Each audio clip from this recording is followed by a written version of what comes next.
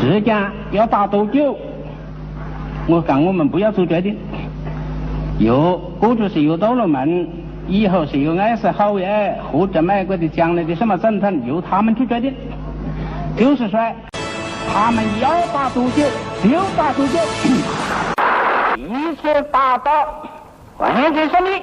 The U.S. president announced on the 10th of April that he was pausing the tariffs that he threatened on other countries for 90 days. He did approve a blanket tariff of 10% on everyone, but that was already announced previously. However, he did announce something new and something big. He was continuing to impose tariffs of an additional 125% on China. And those 125% tariffs are in addition to the previous 20% tariffs that Trump put on China. That means that Trump has now imposed 145% tariffs on China, which honestly, it's more symbolic than anything. Economists estimate that after 50%, it doesn't really have that much of an impact to increase the tariffs to 70, 90, 140%, because after 50%, it's going to significantly decrease trade between the US and China. Because China has responded in self-defense to Trump's tariffs and hit back with tariffs on the US. And Trump originally claimed that his tariffs were so-called reciprocal, which is actually not true. They were unilateral and aggressive. China's tariffs are actually reciprocal. And the Chinese government spokesperson, Mao Ning, published a video of Mao Zedong, the famous revolutionary leader, back in the 1950s, in which China was supporting Korea in the Korean War when the US brutally bombed Korea and killed 20% of the North Korean population. And in this famous speech from Mao, he said that China is willing to fight until the end. China will never surrender. So Trump is trying to carry out the mission that warhawks in Washington have dreamed of for years, which is economic decoupling. Trump wants to end economic relations between the US and China, and this has been pushed by neoconservative think tanks like AEI, the American Enterprise Institute, which is a Washington, D.C. based think tank, which is funded by large corporations, the military-industrial complex, and conservative billionaires who also support Trump. And Trump is now carrying out this agenda, which is very likely going to be disastrous for the U.S. economy, given that the U.S. imports more goods from China than any other country. This is the very big and very risky gamble that the U.S. government is making, that it can win a trade war with China. And this was expressed by Donald Trump's Commerce Secretary, the billionaire Howard Lutnick. On Fox News, he claimed that China is more dependent on the U.S. and the U.S. is dependent on China, and he insisted that the U.S. can win this economic game of chicken. China chose the path of going against Donald Trump. I mean, he said, don't retaliate. If you retaliate, then you're going to feel my wrath. And that's what happened. But let's be clear. We are their biggest client by far, by far, by far. The American consumer buys everything from China. They can't afford to be without us. Trump's billionaire Treasury Secretary Scott Bessent made very similar remarks. He claimed that China responding to Trump's tariffs by defending itself was a big mistake. And he said, quote, "We export 1/5 to them of what they export to us.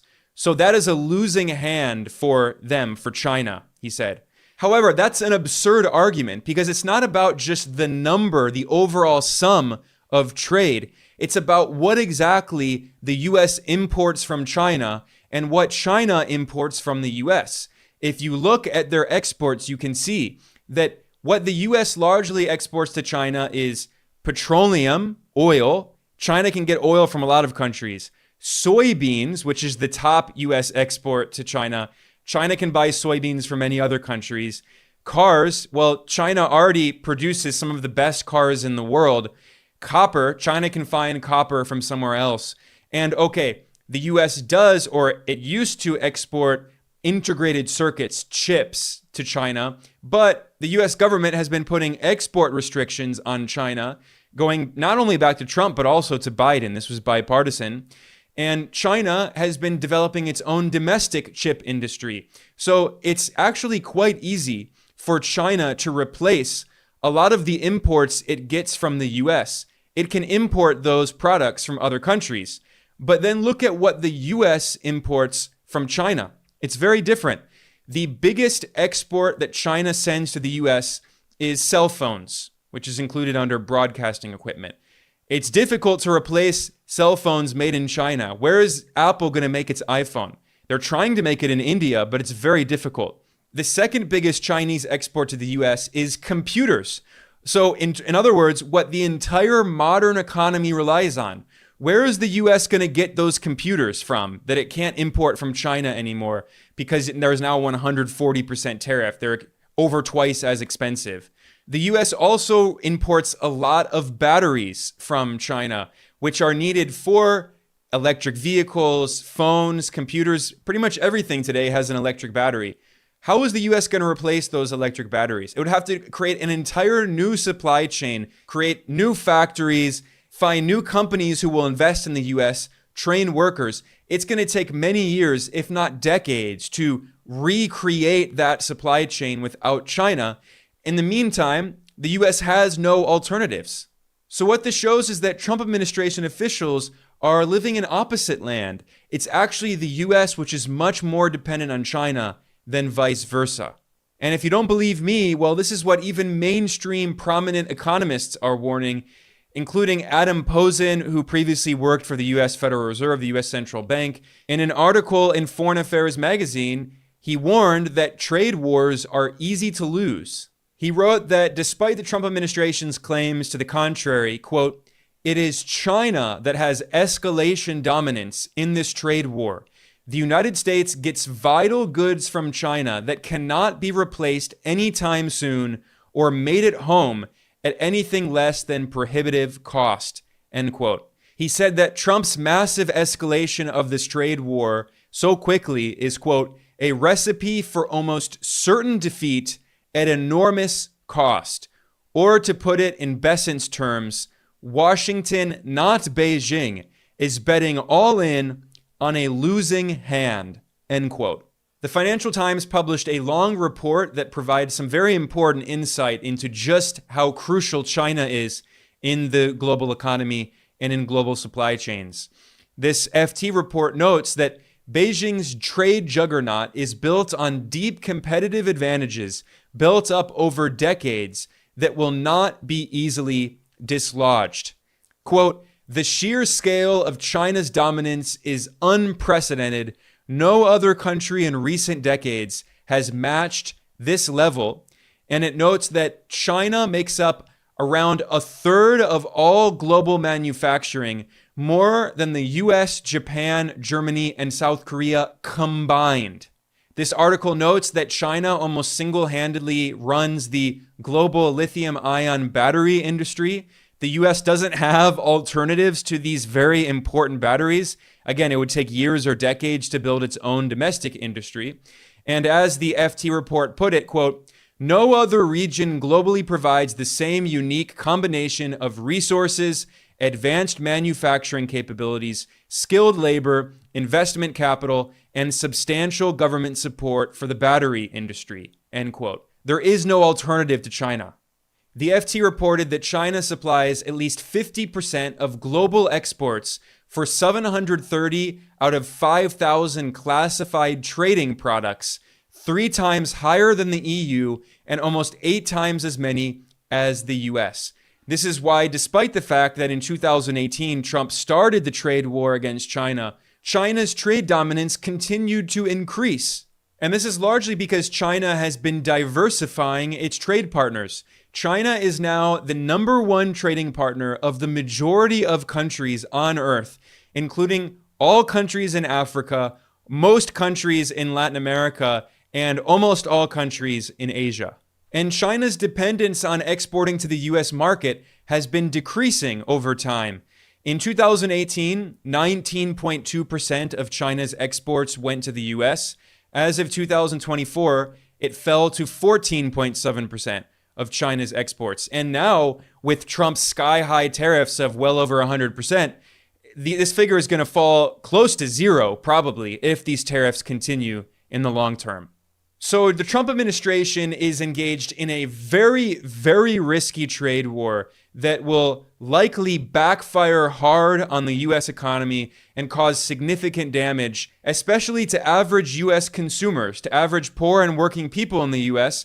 They're going to see lots of inflation because the U.S. economy is so reliant on importing consumer goods from China, and those consumer goods are going to get a lot more expensive. And it's going to have ripple effects across the U.S. economy because as the disposable income of Americans falls, they will buy fewer products, which means that companies will lay off workers. And as more workers will get laid off, you have a feedback loop where they're not buying as many products, so other workers are laid off, and it could cause a recession and significant problems in the U.S. economy. And the Trump administration is significantly overstating its hand and risking a lot. And Trump's arrogance in all of this is really incredible. He boasted that after he threatened tariffs on countries around the world, more than 75 nations called the U.S., contacted U.S. representatives, and asked for those tariffs to be removed or to be minimized. And at a fancy gala organized by the Republican Party, Trump boasted that other countries are, quote, kissing my ass, end quote, to end those tariffs. I'm telling you, these countries are calling us up, kissing my ass. They are dying to make a deal. Please, please, sir, make a deal. I'll do anything. I'll do anything, sir. Now, the fact that Trump is saying things like that out loud in public is really troubling because other countries have access to the internet. They can see that Trump is demeaning other countries, making fun of them, spitting on them, treating them like they're children or animals. And this is going to only further incentivize other countries to seek alternatives to their economic reliance on exporting to the U.S. market because they can see that the U.S. is run by this madman who is boasting that countries around the world are kissing his ass to try to bring down tariffs, using tariffs as a political weapon to force other countries to kiss the ring. And this really is the Trump administration's strategy. This was spelled out by Trump's top economic advisor, Stephen Myron, who gave a speech that was published by the White House in which he said that the Trump administration is using the threat of tariffs to force other countries to make significant concessions to the United States to hurt their economies, to benefit the U.S., and to pay the U.S. empire to maintain its global financial and military system dominated by the U.S. If other nations want to benefit from the U.S. geopolitical and financial umbrella, they need to pull their weight and pay their fair share. They could boost defense spending and procurement from the United States, buying more U.S.-made goods. They can invest in and install factories in America. They won't face tariffs if they make their products in this country. They could simply write checks to Treasury. That would help us finance global public goods as well.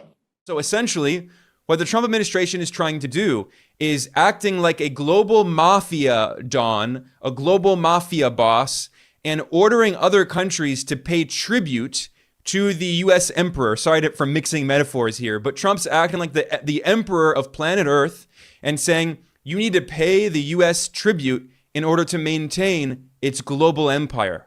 And this is really why Trump has been so inconsistent in saying one thing and doing another and contradicting himself. You know, Trump supporters like to claim that he's playing 5D chess and he's a genius and he's making the best deals. And every time he does something contradictory or stupid, they say this is part of the master plan. But in reality, Trump is just acting like a mafioso. He's threatening everyone. He's using mafia-style tactics, demanding that they pay tribute. And this reminds me of a political cartoon that went viral on social media that shows a king with a crown, and he's shooting arrows randomly at the wall, and his servant is painting bullseyes around the arrows as if all of the arrows shot by the king were perfectly on the mark. Everything that he did is an example of his wisdom, of how great he is. This is how Trump supporters and conservative media outlets like Fox News are treating Trump.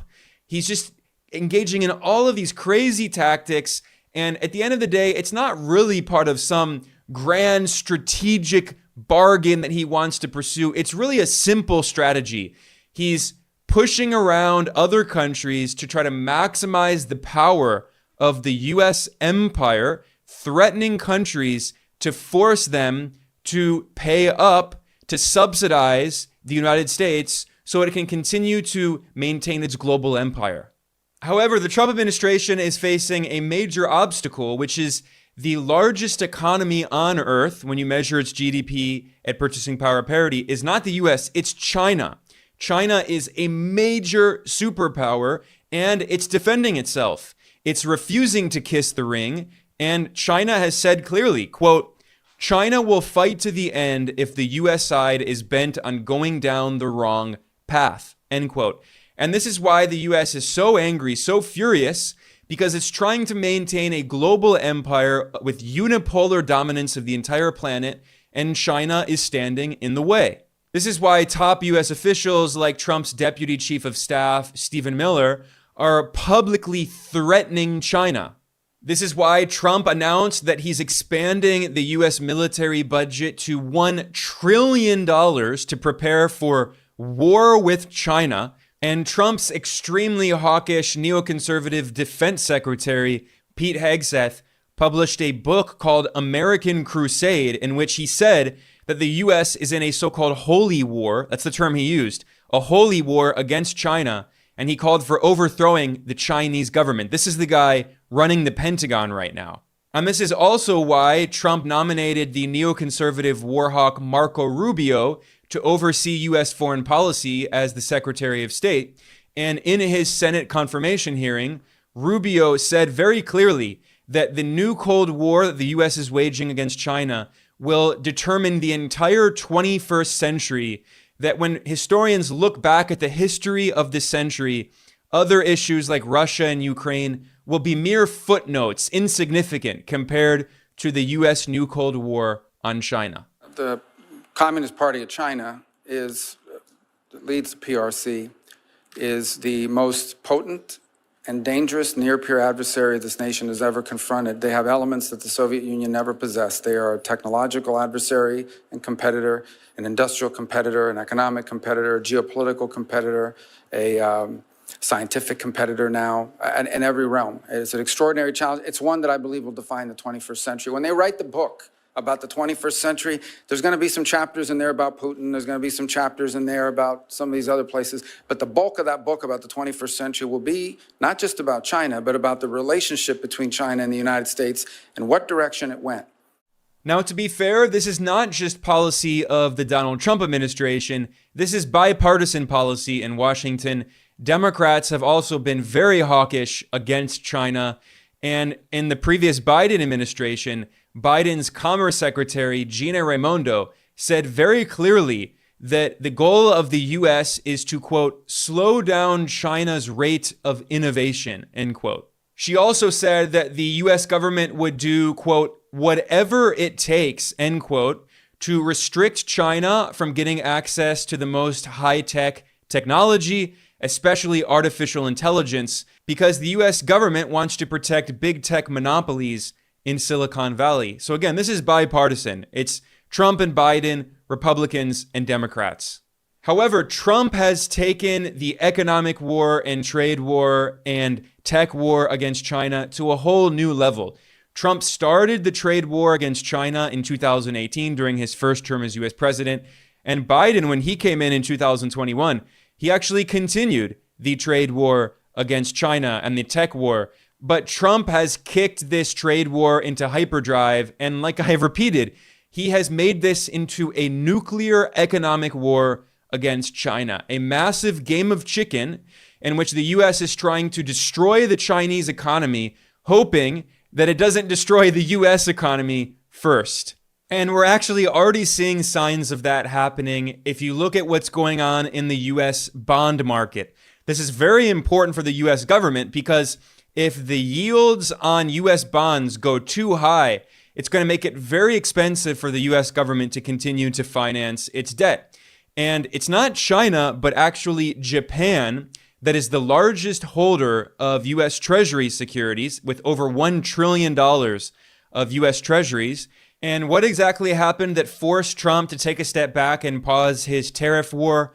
Well, Japan was reportedly selling a lot of its U.S. Treasury securities, which caused the 10-year yield to go up very significantly. And this was not reported by anti-Trump people in the media. This was reported by Trump supporters at Fox News. The Fox News correspondent Charlie Gasparino reported, citing money managers, that it was Japan, not China, that was selling its Treasury securities that upended the bond market, forcing Trump's hand into a pause.